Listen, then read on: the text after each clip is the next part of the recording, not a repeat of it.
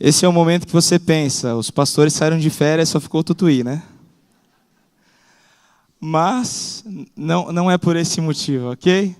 Eu ia pregar no dia de hoje, e aí eu falei para o Zeb que eu tinha uma música especial para cantar depois da mensagem. Aí eu ia precisar montar uma banda para depois da mensagem. Eu falei, Zeb, porque eu não estava nas minhas plenas condições, né? Eu falei, Zeb, se você quiser eu faço o louvor inteiro. Ele, por mim tudo bem. Aí estou cá. A gente montou a banda e depois da mensagem a gente vai ter uma música especial, bem a ver com aquilo que a gente vai falar essa noite. A gente vai começar uma nova série de mensagens que é intitulada como Sem Fronteiras. E eu vou dar a minha primeira mensagem, o título da mensagem é meio instigante, né? Missionário ou impostor? Certa vez eu estava lá na minha casa recebendo alguns e-mails. Depois eu já tinha saído do seminário, mas eu recebo alguns e-mails de alguns professores que eles enviam para mantenedores e tudo mais. E no final do e-mail estava escrito essa frase: todo cristão ou é um missionário ou é um impostor. É uma frase de Charles Spurgeon, um dos maiores pregadores que nós temos no protestantismo. E essa frase ficou na minha cabeça durante um tempo. E nós acabamos de passar por um momento de conferência missionária, né? E a conferência está lá ainda, aquele banner lá atrás, você ainda pode desenhar a sua mão ali, falando que você está aqui para a obra do Senhor. Eis-me aqui, cada um de nós um missionário. E você vai perceber que a mensagem de hoje tem tudo a ver com o que nós podemos ouvir na conferência missionária. Então, como a gente acabou de ter a conferência missionária, pode ser que você tenha na sua mente perfeitamente o que é um missionário. Mas eu não sei se você lembra o que é um impostor. Então, essa semana apareceu um impostor durante a Copa. E eu trouxe ele aqui para vocês. Esse impostor apareceu em diversos grupos meus de WhatsApp, né? Todo mundo me mandando, tudo isso, você está na Copa. Falei assim, gente, não sou eu, mas eu quase acreditei que era eu. A minha mãe mandou mensagem, filho, eu achei que era você, né? Mas, gente, não sou eu, tá certo? Depois eu até conversei com a minha mãe, falei, mãe, a senhora tem alguma coisa para me contar? O momento é agora, né? Mas ela disse, filho, eu não sei de nada, então tudo bem, eu confio em você, mamãe. Mas um impostor é alguém que finge ser quem de fato não é. Missionário ou impostor, como assim? Eu não concordo muito com essa frase, porque eu sou um cristão, mas eu não sou um impostor. Eu sou um cristão e não sou um missionário, eu sou um médico, eu sou um engenheiro, eu sou um fisioterapeuta, uma fisioterapeuta, eu sou uma dona de casa, eu não sou uma missionária. Você pode pensar, eu sou um professor, não sou um missionário, mas também não sou um impostor. Então a gente vai precisar entender um pouquinho mais do que realmente é ser um missionário. E você pode ter aquela ideia também sobre o que é ser um missionário. Missionários são os que estão evangelizando na China, né? Os missionários estão lá alcançando povos que não foram alcançados ainda, alguns muçulmanos. Missionário é esse que sai daqui de Campinas e viaja para muito longe. Ou até mesmo missionário aqui na fonte está no sertão, né? Os missionários, quem é missionário? O missionário daqui da igreja está tudo no sertão, tá? Não tem nenhum aqui em Campinas, está tudo no sertão. Outra coisa que você pode pensar é que o missionário é aquele que deixou o seu trabalho secular e ele decidiu se dedicar integralmente ao ministério da palavra, a ser um evangelista e tudo mais. Mas a gente tem algo a mais com relação a essa palavra missionário, né, que a gente pode explorar. Gostaria de ler um texto com vocês, bem conhecido. O texto de Mateus, capítulo 28, os versículos finais, onde Jesus ele está falando com os seus discípulos. Mateus 28, do 18 e 19, diz o seguinte: Jesus, aproximando-se, falou-lhes, dizendo: toda autoridade me foi dada no céu e na terra. Ide, portanto, fazei discípulos de todas as nações, batizando-os em nome do Pai, e do Filho, e do Espírito Santo, ensinando-os a guardar todas as coisas que vos tenho ordenado. Eu gostaria de fazer mais uma oração agora. Deus, abre os nossos corações, que o Senhor fale grandemente com cada um de nós, que o Senhor nos desafie e nos mostre o teu poder, e o poder que o Senhor pode e desempenha nas nossas vidas, para que possamos cumprir aquilo que o Senhor nos chama a cumprir.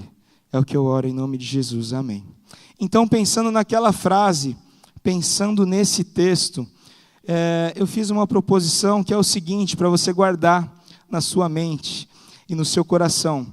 Todo cristão possui uma grande missão. Todo cristão possui uma grande missão. Cada um de nós, cada um dos que foram alcançados por Jesus Cristo, uma vez alcançados, tem essa grande missão. E para cumprir essa missão, que todo cristão tem, eu hoje separei duas tarefas essenciais para que o cristão cumpra a missão dada por Cristo. E a primeira tarefa que o cristão tem é de testemunhar de Jesus Cristo. Quando você olha para esse texto, ide, portanto, fazei discípulos de todas as nações, batizando-os em nome do Pai, do Filho e do Espírito Santo, ensinando-os a guardar todas as coisas que vos tenho ordenado, e eis que estou convosco todos os dias até a consumação do século. O Senhor Jesus está falando com os discípulos, o Senhor Jesus, esse é o Senhor Jesus ressurreto falando com os discípulos. E eu peguei aqui testemunhar de Jesus, nesse contexto ele estava falando com os discípulos, o que esses discípulos viram da vida de Jesus, para poder testemunhar sobre isso. E aí eu separei algumas delas. Por exemplo, quem era Jesus? Jesus era o Criador de todas as coisas. Lá em João, capítulo 1, versículo 1, está escrito: no princípio era o Verbo, e o Verbo estava com Deus, e o Verbo era Deus. Ele estava no princípio com Deus, todas as coisas foram feitas por intermédio dele, e sem ele, nada do que foi feito se fez. Os discípulos não estavam na criação do mundo, mas ao caminhar com Jesus, ao viver lado a lado com Jesus, eles puderam provar desse Jesus por quem todas as coisas foram criadas. Por exemplo, Mateus capítulo 8, versículo 27 diz o seguinte: os homens ficaram perplexos e perguntaram: quem é este que até os ventos e o mar lhe obedecem? Os discípulos estavam com Cristo quando ele manda o mar se acalmar, quando ele fala para o vento parar. Eles viram isso. Quem é esse que tem poder sobre a criação? Quem é esse Jesus? Eles têm que testemunhar de Jesus e eles começam a saber um pouco mais de quem esse Jesus era. Em outro texto, o próprio Senhor Jesus falou, Mateus 16, do 15 ao 16. E vocês? Perguntou ele. Quem vocês dizem que eu sou? Simão Pedro respondeu: tu és o Cristo, o Filho do Deus vivo. Ao caminhar com Jesus, os discípulos começam a perceber quem ele era, o que ele poderia fazer. Pedro foi um discípulo que muitas vezes tomava algumas decisões erradas. E ele pôde ver o próprio Cristo em uma dos seus ímpetos de proteger o mestre. Ele corta a orelha de um soldado chamado Malco. E aí Jesus fala: não é preciso. E Jesus toca a orelha de Malco e cura. Olha o que esses discípulos presenciaram. Ali, do lado deles, o próprio Pedro viu quem Jesus era e pôde falar: tu és o Cristo, o Filho do Deus vivo. Então, esses discípulos sabiam quem Jesus era. Além disso, eles sabiam o que ele fez. Filipenses 2, ali do texto muito conhecido, né? Ele fala o seguinte: embora sendo Deus, não considerou que ser igual a Deus era algo a que devia apegar-se, mas esvaziou-se a si mesmo, vindo a ser servo, tornando-se semelhante aos homens. eles sabiam quem ele era. Tinham a completa, não vou dizer completa, mas sabiam bastante coisa a respeito de Jesus. E sabiam que ele era o Filho de Deus, poderoso. E eles puderam provar que esse Jesus poderoso abriu mão da sua glória para estar junto deles, para salvar pecadores, para alcançar pecadores. E eles percebem tudo isso na vida de Jesus. Eles percebem como Jesus era humilde, porque ele conseguia conversar com prostitutas e até mesmo com as pessoas, com os ricos, não é mesmo?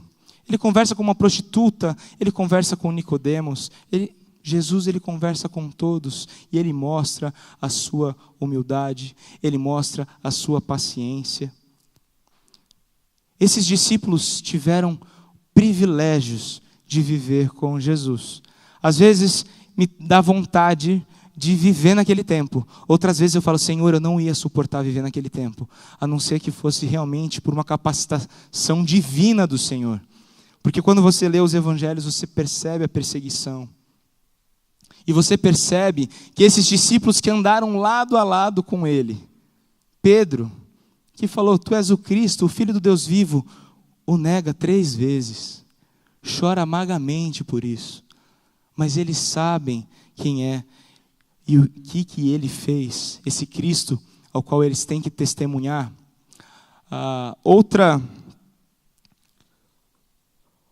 Algo que eles viram também, Atos, capítulo 1, versículo 3. Depois do seu sofrimento, Jesus apresentou-se a eles e deu-lhes muitas provas indiscutíveis de que estava vivo. Cristo mostrou a eles que estava vivo.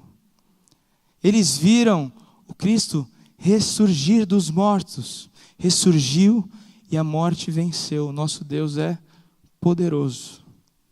E em seu nome nós podemos vencer. Os discípulos viram o que ele fez. Ele ressuscitou pessoas, mas ele mesmo ressuscitou. E se nós hoje não cremos na ressurreição de Cristo, é vã a nossa fé. E aí o interessante é que o que isso tem a ver também a ressurreição de Cristo naquele momento com os discípulos, conosco hoje. Quando Tomé, que não estava junto deles quando Jesus apareceu, ele chegou, só acredito vendo. Eu tenho que tocar o seu lado, eu tenho que ver a marca na sua mão. E aí Jesus fala o seguinte, bem-aventurados os que não viram e creram. Você pode não ter visto as marcas nas mãos de Jesus. Você pode não ter visto a lança que perfurou o seu lado, mas você pode ser bem-aventurado porque hoje você crê em Jesus. E hoje você tem plenas condições, através do que Ele mesmo forneceu, a sua palavra, o seu espírito, de saber quem Ele era, todas as coisas que Ele fez, e também você não conhece todas as coisas que Ele fez, mas o suficiente. E também saber que Ele venceu a morte, que a sua fé hoje ela não é vã. E também precisamos testemunhar sobre o que Ele ordena. E aí chega esse texto de Mateus, mais uma vez, e fala, ide, portanto, fazendo discípulos de todas as nações, batizando-os em nome do Pai, do Filho e do Espírito Santo, ensinando-os a guardar todas as coisas que vos tenho ordenado. E eis que estou convosco todos os dias, até a consumação dos séculos. Essa palavra, ide, no original sugere indo. Enquanto vocês vão fazendo a obra, vocês anunciam, vocês batizam, vocês ensinam. E aí, nesse momento, os discípulos são comissionados a começar a igreja. E o que nós vamos testemunhar a respeito de Cristo? 1 Pedro, capítulo 2, versículo 9, diz o seguinte, vocês, porém, são geração eleita, sacerdócio real, nação santa, povo exclusivo de Deus, para anunciar as grandezas daquele que os chamou das trevas para a sua maravilhosa luz. Cabe a nós a tarefa de anunciar as boas novas do Evangelho de Cristo. Anunciar através da sua boca, através da pregação do Evangelho, não apenas através da sua vida, estando calado. Nós já escutamos algumas vezes aqui, mas aquela frase, né, fale do Evangelho, se necessário use palavras. Não é garantia que você não falar apenas pelo seu bom procedimento que a pessoa vai saber que você é crente. Uma pessoa aqui da igreja me procurou, cara, eu estou há anos no meu trabalho. E essa semana uma pessoa me procurou e falou assim, fulano, você é crente? Nossa, eu nunca ia imaginar que você é crente. Aí a pessoa fica assim, né? Não sabe se falar, que legal, ou se, puxa. Por quê? Às vezes você é crente? Eu pensei que você fosse que nem aqueles loucos que pegam dinheiro dos outros na igreja. Né? Porque a mídia mostra o quê? Vocês estão aqui hoje para a gente pegar dinheiro de vocês, ok? É o que o pessoal fala, você vai lá na igreja, a igreja é um lugar de picareta, que quer só pegar o seu dinheiro, que não quer saber da sua vida.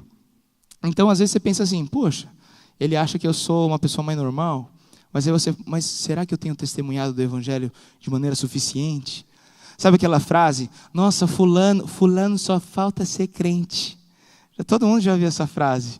Então, às vezes a pessoa ela tem um procedimento, nossa, aquela pessoa lá, não tenho nada para falar sobre aquela pessoa, mas ela não vai anunciar o Evangelho porque ela nem é crente. Ela só tem um bom procedimento. E muitas vezes tem pessoas que vacilam no procedimento e são crentes. E com essas, Deus vai tratar. A sua maneira, no seu tempo, de alguma forma Deus vai tratar dessas pessoas. E elas podem perder privilégios também, por causa da sua vida. Então, primeira tarefa, testemunhar de Jesus. Os discípulos tinham essa incumbência, e eles sabiam quem Jesus era, eles sabiam o que Jesus fez, e eles sabiam o que Jesus ordenou. Hoje nós sabemos quem Jesus é, nós sabemos o que Ele fez, e nós sabemos o que Ele ordena. E nós temos agora uma segunda tarefa. É uma tarefa que eu podia trocar a palavra tarefa por requisito. Depender do poder do Espírito Santo. Todos aqueles que um dia foram alcançados pelo Espírito Santo precisam depender do Espírito Santo. Precisam ter em si o Espírito Santo. Porque essa é a promessa dele. Aqueles que se convertem, depois do Pentecostes, eles recebem o Espírito Santo e neles permanece a divina semente. Então nós temos essa garantia. Atos, capítulo 1, versículo 8, diz o seguinte: mas receberão poder quando o Espírito Santo descer sobre vocês, e serão minhas testemunhas em Jerusalém, em toda a Judéia, em Samaria e até os confins da terra. Se você ler os primeiros versículos de Atos, você vai perceber que o Senhor falou, vão apenas quando vocês receberem o Espírito Santo, esperem pelo Espírito Santo. E para relembrarmos um pouco do que o Fernando falou na série de mensagens de Efésios, ser cheio do Espírito Santo, ser cheio das virtudes de Cristo em nós, ser cheio do caráter de Cristo em nós. Isso é ser cheio do Espírito Santo. No início de Atos, no capítulo do 1 até o 5, nós vemos a igreja de Cristo, o começo, o início da igreja de Cristo se formando. E aí, depois do capítulo 5, no capítulo 6, aparece uma pessoa especial dentre os discípulos. O nome dele é Estevão.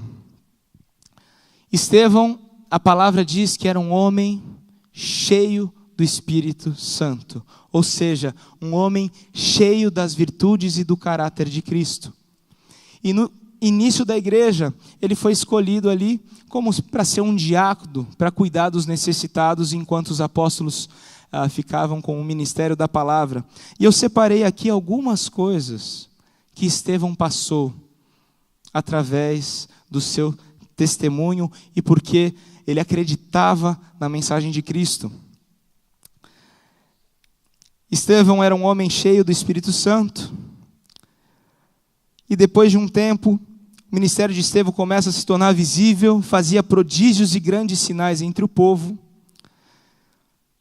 Mas num determinado momento levantam-se contra Estevão, mas não conseguem resistir à sabedoria e ao espírito pelo qual Estevão falava. As pessoas começavam a perseguir Estevão. E aí eles levantam falsas testemunhas para levar Estevão a juízo. E nesse lugar, num tribunal que levaram Estevão, eles não poderiam fazer aquilo naquele tempo, mas eles fizeram, para você ver que não é só dos nossos dias, esse negócio do tribunal, fazer algo que não pode, já vem desde o período bíblico, desde o julgamento de Jesus Cristo. Quem aqui já participou da matéria de vida de Cristo, pode saber que no julgamento de Cristo tinham vários erros, ok? Mas isso tudo para que se cumprisse a palavra do nosso Deus, Ele é soberano. E com Estevão foi assim também, eles levantaram falsas testemunhas, e aí com o poder do Espírito, Estevão, ele fala da história, a história do nosso Deus, a história da redenção. E as pessoas todas que estavam naquele lugar, naquele julgamento, olhavam para Estevão, e o relato bíblico diz que olhavam para ele e para o seu rosto e parecia um anjo. Estevão responde claramente às acusações feitas a ele e deixa claro quem estava abandonando o Messias. Ele falou para os judeus que eram eles que não tinham recebido o Messias, eles estavam abandonando o Messias e eles não estavam aceitando o novo modo de adoração que o Messias tinha para eles. Em determinado momento, então, eles enfurecidos, porque eles não conseguiam responder a ele, ao Espírito pelo qual ele falava. Porque o nosso Deus é poderoso. Porque ele estava cheio do Espírito Santo. Estevão não estava cheio de si mesmo, das suas capacitações, mas ele estava cheio do Espírito Santo. Em Atos, capítulo 7, versículos 59 e 60, diz o seguinte: enquanto apedrejavam Estevão, este orava: Senhor, recebe o meu espírito. Então caiu de joelhos e bradou: Senhor, não os considere culpados deste pecado. E dizendo isso, adormeceu. Quando você é inundado pelo poder do Espírito, quando a sua vida está cheia das virtudes de Cristo, você consegue fazer coisas que nenhum homem consegue. Eu já conversei com pessoas que por muito menos matavam o outro. Por discussões muito fúteis, as pessoas matam as outras pessoas. Num trânsito, uma pessoa mata porque o outro fechou. Na escola, um aluno que é maltratado, ele vai para casa, pega uma arma, volta para a escola e mata todo mundo. E nós, como cristãos, nós temos um poder, através do Espírito Santo, de poder até mesmo perdoar essas atitudes. Quantos episódios, não sei quantos vocês viram, eu procurei um vídeo para passar aqui, mas eu não encontrei mais, de uma mãe que foi até a cadeia conversar com o assassino do seu filho e falar para ele: eu te perdoo e eu estou orando pela sua alma. Só o Espírito Santo de Deus consegue fazer com que alguém diga isso para o assassino do seu filho. Em outro momento, essa semana, conversando com uma pessoa também, falando sobre brigas na escola, sobre bullying, assim, a pessoa maltratou. Imagina a pessoa maltratar seu filho. O que você vai fazer? Você vai acabar com essa pessoa. Eu falei para ele assim: isso é o que nós acreditamos através do que o mundo nos diz. Mas quando nós aceitamos a Cristo como Senhor das nossas vidas, o Filho dele padeceu para salvar todos aqueles que se reconhecem como injustos. Ele veio ao mundo para salvar os pecadores. Ele não veio aqui para os bonzinhos. E é isso que o poder do Espírito Santo faz nas nossas vidas. A dependência do Espírito, ela precisa estar presente em toda a nossa vida. Por exemplo, eu dei um exemplo para você nos dias em que a igreja estava sendo formada, certo? E hoje, e nos dias atuais, o que nós podemos ver através do que nós temos vivido e experimentado? Nós podemos ver professores sendo perseguidos pelas ideologias mundanas. Nós vemos professores que são perseguidos porque não apoiam a ideologia de gênero, ou por causa do darwinismo, e tantas outras coisas. Como você hoje pode testemunhar de Jesus na dependência do Espírito? Se você é um professor, você pode resistir a isso através do poder do Espírito. E você pode ser um professor diferente também. Você pode ser um professor que não está lá disposto apenas a entregar e passar a matéria. Mas você pode ser um professor que olha para a vida dos seus alunos e quer fazer a diferença na vida deles. Você pode ver um aluno que está sempre rejeitado e você pode ir até esse aluno e perguntar: eu posso te ajudar de alguma maneira? Deus, Ele quer usar cada um de vocês aqui na igreja. Cada um na sua área. Todo cristão tem uma grande missão. Nesse sentido, todos nós somos missionários. Todos nós estamos aqui para anunciar as grandezas daquele que nos chamou das trevas para a sua maravilhosa luz. Como professor, ou você pode ser até mesmo um advogado, que pela sua vida com Cristo, pelo aquilo que Jesus ordena, você fala assim: eu não vou defender essa causa, porque isso é injusto. Ou até mesmo como um amigo meu, que foi para uma reunião de divórcio e tentou fazer uma reconciliação ali, um aconselhamento de casal, ao invés de simplesmente assinar uma sentença. Você, como cristão, você tem algo que está em falta em muitos lugares, porque só tem aquele que reconheceu a Cristo como Senhor das suas vidas. O poder do Espírito Santo está em você, porque você recebeu isso do próprio Espírito. Não é você que se enche do Espírito, mas Ele atua através da sua vida. Se você é um médico que pode se contrapor a essas ideias com relação ao aborto, você pode chegar para uma pessoa e você pode consolar essa pessoa. Você pode falar dos riscos não somente físicos, mas emocionais. E aí, na dependência do Espírito, Ele pode abrir portas para que você possa atuar de uma maneira espiritual. Quantos aqui eu já escutei histórias? Estava no meu consultório, estava no meu escritório, eu falei só uma palavra e a pessoa se derramou de chorar. Porque tem muita gente que está precisando apenas de uma palavra para que a porta se abra, para que você fale do Evangelho.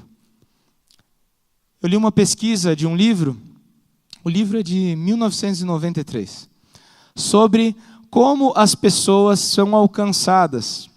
E nesse livro tem uma série de coisas. Cruzadas evangelísticas, viagens missionárias, atuações do Ministério de Missões em eventos. E aí, a que tem a maior porcentagem de alcance realmente de pessoas e conversões é através de amigos e parentes. Você pode não estar na China, você pode não estar no sertão, mas você tem amigos no seu ambiente de trabalho, você tem seus parentes. Eu tenho parentes que não são alcançados ainda. Você deve ter seus parentes não alcançados. Sua tarefa, cumprir o chamado do Senhor de anunciar as suas grandezas e pedir a Ele o quê? Que o poder do Espírito, que Ele mesmo o ajude.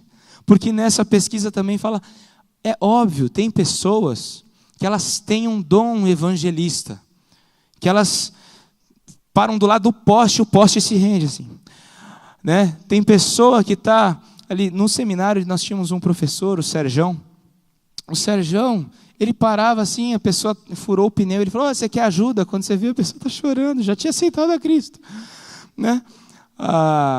E aí a gente está no seminário também, né? Naquele momento, primeiro ano, empolgado, aula de missões, né? Falei, vocês vão ter tarefas de missões aqui. Aí a minha turma pensou, vamos sair, em vez de sair de carro, a gente já vai de ônibus, porque a gente já evangeliza no busão, né? Aí a gente saiu de ônibus, aí a gente ficou lá no fundo do ônibus. Parecia que ia ter um arrastão, na verdade, entendeu? Porque o pessoal estava pensando assim, todo mundo planejando, e cada um cochichando. Você vai falar com aquele ali? Eu vou falar com ele. Na real, eles estavam achando que a gente ia roubar eles, né? E aí, depois de aqueles momentos, né, cara, eu vou, velho. Aí eu fui. Aí os caras, nossa, ele foi, cara. O pessoal fica empolgado assim, né, gente? Eu tinha 18 anos, né? Então o pessoal empolgado assim, aí eu sentei do lado da pessoa, comecei, gente, era aqui o primeiro mês de aula. Comecei a falar com a pessoa, eu falei assim, Deus me ajuda, né? E tentando evangelizar. Aí quando eu consegui falar de Jesus, aí a pessoa, eu sou crente, eu sou professor lá no PV. Aí eu achei ótimo, né? Porque eu falei assim, poxa, pelo menos serviu para eu, né? Mas, pô, Senhor, que bom. Mas eu perguntei, né? Já estava, mas você é crente mesmo? Você tem certeza da sua salvação? Mas ele tinha. Então, a gente tem muitas oportunidades de falar sobre Cristo. Talvez você seja tímido. Peça ao Senhor oportunidades. Eu fiquei um pouco menos tímido depois da minha adolescência, né? Depois que eu fui ficando mais jovem, né? Mas antes, o que eu falo para os adolescentes, tu está muito parado, né? Faz alguma coisa. Eu era esse adolescente, entendeu? Então depois eu mudei e aí Deus foi me ajudando nessa questão da sua obra. Você, como estudante nos dias de hoje, como você pode se posicionar para testemunhar do poder do Evangelho? Você pode começar por aqueles que você enxerga que estão isolados também. Assim, cara, chega aqui no meu grupo, não fica aí sozinho não. Geralmente, esses que ficam isolados, às vezes são meio estranhos, não é verdade? Eles não querem nada, assim, beleza? Você quer participar do grupo? Né? E você tem que fazer algo a mais. Você como estudante, você que é adolescente, você que é jovem, universitário, faça a sua parte. Sabe essas pessoas? Às vezes essas pessoas com esse perfil, elas se encontram aqui na igreja também. Às vezes a pessoa vem aqui, está chegando em Campinas, está procurando uma igreja, chega aqui na igreja, não sei se você já viu, mas eu já vi gente sozinha aqui no auditório, sozinha assim. Ele fica olhando para um lado e para o outro, será que ele vai falar comigo? Não vai. Só que a gente acha, não, alguém vai falar com ele, né? Seja a primeira pessoa a abordar essa pessoa. Pais e mães, nos dias atuais, correm riscos, né? Por quê? Porque se você se posicionar como um pai cristão, você vai disciplinar o seu filho, biblicamente, e você vai corrigi-lo fisicamente. Por exemplo, a gente lá em casa, a gente corrige a Clara fisicamente. E aí a gente tem algumas surpresas. A Clara, ela é muito criativa. E ela compõe músicas. Ela pega uma melodia e ela vai compondo. Aí esses dias, pela manhã, eu estava em casa, aí a Dani também. Aí a Dani falou assim, você ouviu a música que a Clara fez? Eu falei assim, amor, eu ouvi.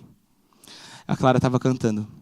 O meu pai me bate, e eu me machuco, e aí eu choro. Eu falei assim, que bênção, filha, né? Canta isso na escola, né? Pensei já, né? Porque assim o pessoal já diz, oi, é do conselho tutelar, né? E aí eu falei assim, Dani, canta quebrantado, faz alguma coisa, né? Canta, sei lá, tua graça imensa, vai filha, repete, né? Para ver se ela não canta isso no colégio. Mas nós, como pais cristãos, nós temos uma posição bíblica de como cuidar dos nossos filhos.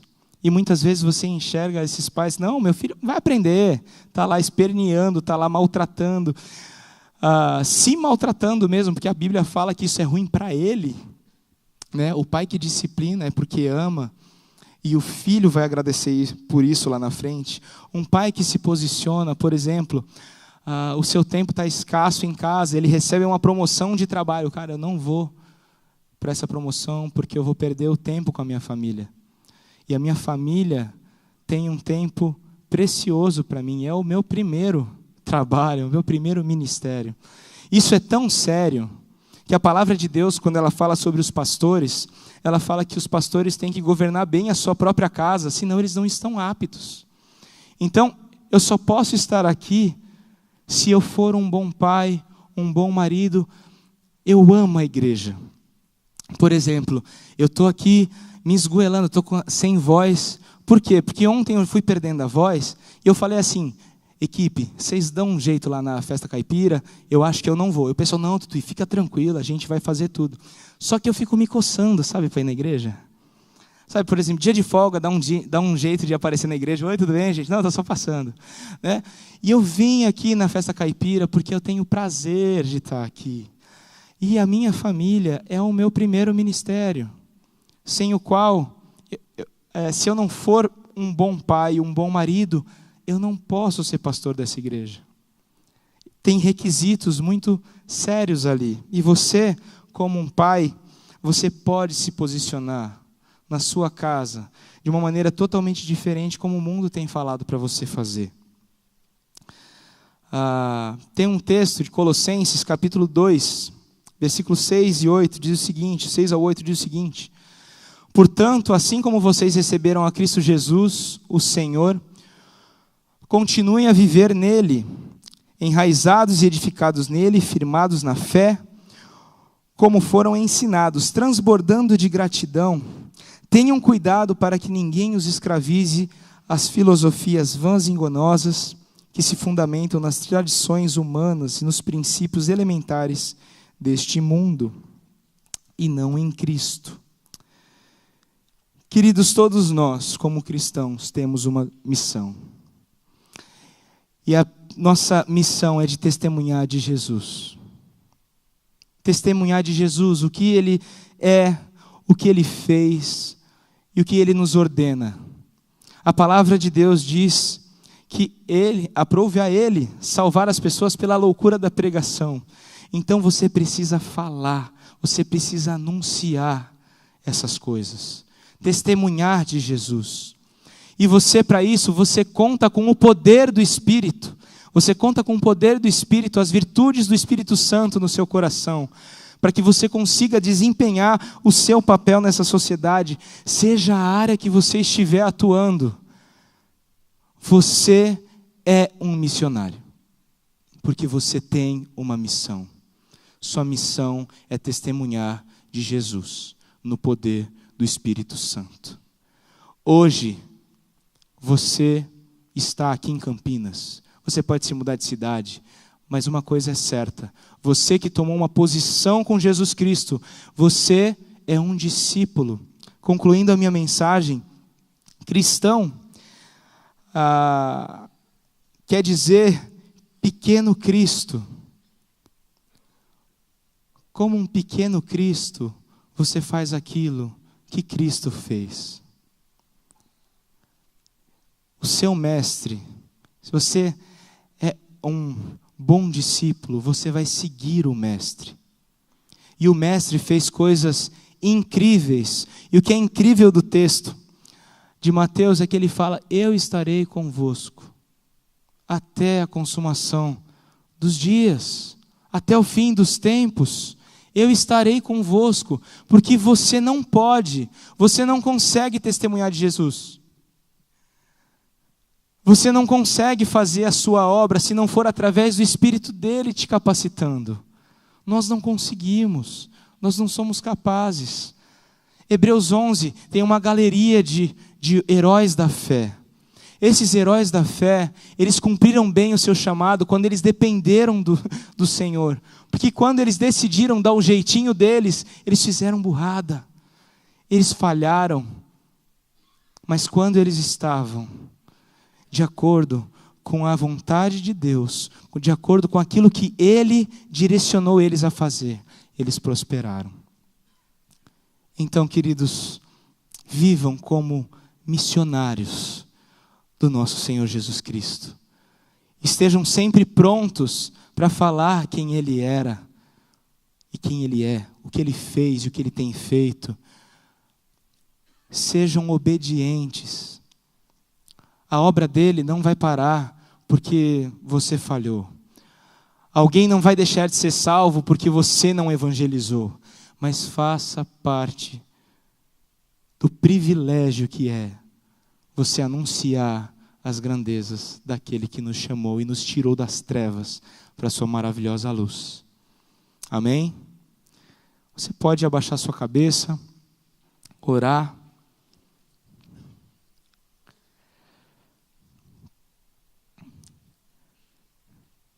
Se você está em falta com Deus, você possa pedir para que Ele sonde o seu coração. Ele mostre o que precisa ser mudado.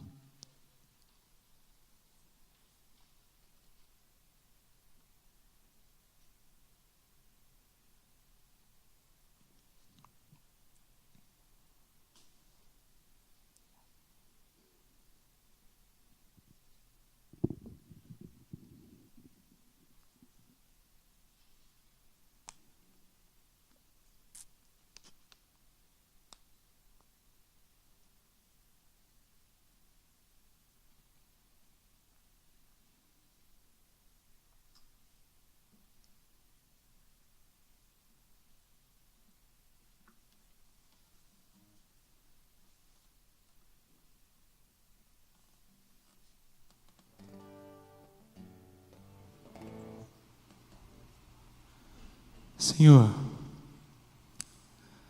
sonda os nossos corações, que possamos entender quem somos e quem o Senhor é, e aquilo que o Senhor quer fazer através de nós. Queremos fazer parte da Tua obra, queremos ter o privilégio de participar daquilo que o Senhor tem feito na humanidade. Nós não somos chamados a ficarmos passivos, mas ativos nesse mundo, anunciando, ensinando o que o Senhor tem para cada uma das pessoas deste mundo,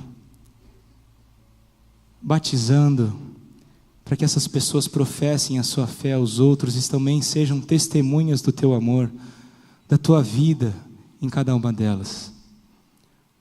Ó Deus, que possamos dizer diariamente: eu estou aqui para cumprir a Tua missão. Que eu tenha pleno entendimento de que sou um missionário, porque o Senhor me comissionou a anunciar as Tuas grandezas, a falar do Teu amor, a pregar a Tua palavra, onde quer que estivermos.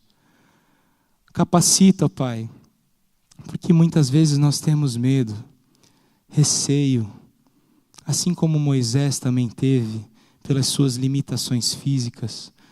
Nós também temos as nossas e também precisamos da Tua atuação nas nossas vidas, ó Deus. Continua conosco, que possamos ser missionários sem fronteiras, seja no trabalho, seja nas nossas casas, seja onde quer que o Senhor nos enviar. Capacita-nos, ó Deus, é o que eu te peço. Em nome de Jesus. Amém.